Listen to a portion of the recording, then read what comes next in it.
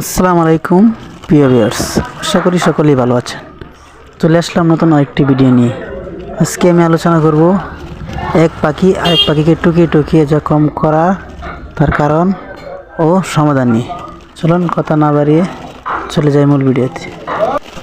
যারা পারিবারিক চাহিদা মেটানোর জন্য বাসা বাড়িতে অল্প সংখ্যক কোয়েল পাখি পালন করেন, তাদের ক্ষেত্রে বিশেষ এক সমস্যা হলো এক পাখি আরেক পাখিকে টুকিয়ে টুকিয়ে জখম করে অথবা মেরে ফেলা।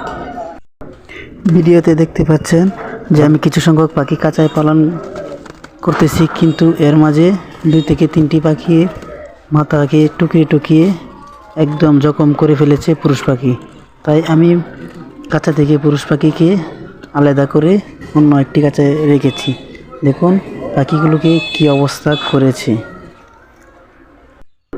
এখন আমি আপনাদেরকে দেখাবো কিভাবে কোয়েল পাখি টোকাটুকি বন্ধ করবেন। এর জন্য অবশ্যই পুরুষ পাখিকে আলাদা একটি কাঁচায় রাখতে হবে এবং কাঁচায় পালন করলে নিচে পলিথিন বিছিয়ে তুষ অথবা কাঠের কুড়া দিয়ে প্রত্যেক দিন একবার হলে গোসল করাবেন। তাহলে তাদের মানসিক চাপ অনেকটাই কমে যায় এবং শরীরের জীবাণু মুক্ত থাকবে, যার কারণে দৌড়াদৌড়ি কম করবে এবং টোকরাটুকরি কম করবে। দেখতে পাচ্ছেন আমি 2টা পুরুষ পাখিকে অন্য একটি কাঁচায় রেখেছি। তারপরেও এই পুরুষ পাখিটাকে এই কাঁচার ভিতরে অনেকটা টুকিয়ে টুকিয়ে জখম করেছি।